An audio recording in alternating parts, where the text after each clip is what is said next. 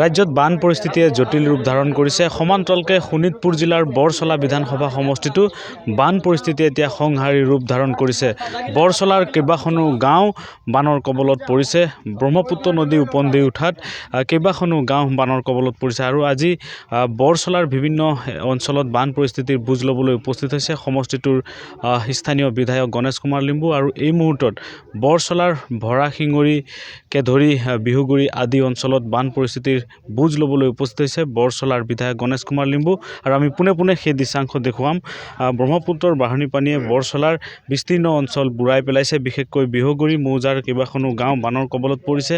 একেদৰে বৰচলাৰ বচা শিমলু চিতলমাৰী আদি অঞ্চলো বানৰ কবলত পৰিছে। ৰোহিণী বিল আদি অঞ্চলো বানৰ কবলত পৰিছে। আৰু আমি পোনে পোনে কথা পাতিম বৰচলাৰ বিধায়কৰ সৈতে। কি ক'ব, আপোনাৰ সমষ্টিৰ কেইবাখনো গাঁও বানৰ কবলত পৰিছে?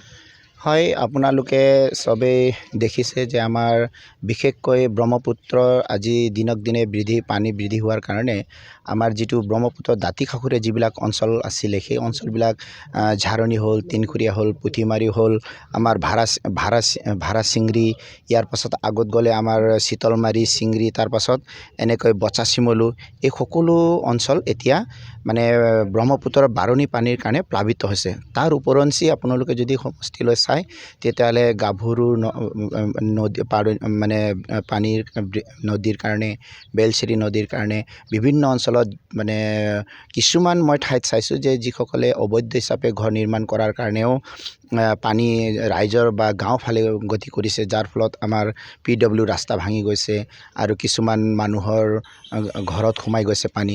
সেইকাৰণে এই ধৰণৰ সমস্যা হৈছে।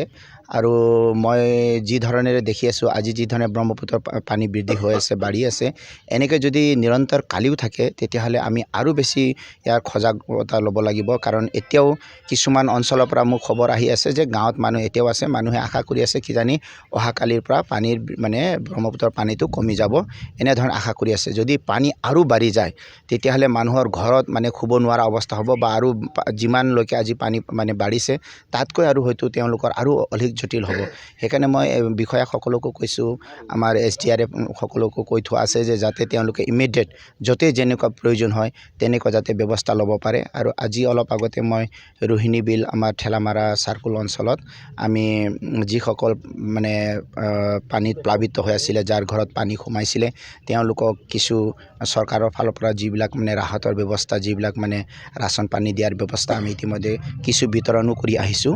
তো আমাৰ চৰকাৰৰ ফালৰ পৰা আমি মুছলিম চাপৰি, তিনটকীয়াৰ পৰা আৰম্ভ কৰি এই যিসকল অঞ্চলৰ ৰাইজ মানে এফেক্ট হৈছে মানে সেই সকলোলৈ মানে চৰকাৰী সুবিধা দিয়াৰ কাৰণে আমাৰ ফালৰ পৰা পূৰ্ণ আমি চেষ্টা কৰি আছোঁ।